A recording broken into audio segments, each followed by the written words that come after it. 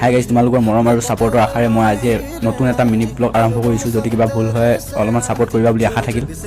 মই যেতিয়া matric pass কৰি কলেজৰ নাম লগাইছিলোঁ, নাম লগোৱাৰ পৰা মই আজিলৈ কলেজলৈ যোৱাই নাই। আজি 8 মাহে পাৰ হৈ গ'ল।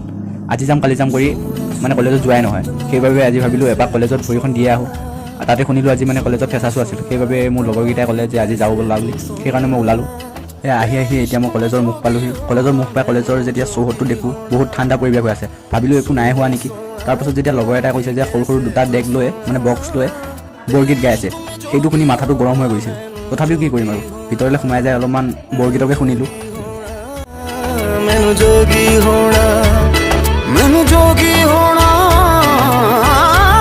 আৰু মই জানো তোমালোকে এইখিনি ভিডিঅ' দেখি ভাবিছা বহুতে যে আমাৰ এইখন স্কুলৰ ল'ৰা ছোৱালীবিলাকে দুষ্ট নকৰে নেকি বা নেনাচে নেকি। নাচে। আমাৰ নাচবিলাক এনেকুৱাকৈ নহয়, আমাৰ নাচবিলাক পিছত হয়। চাই লোৱা তোমালোকে।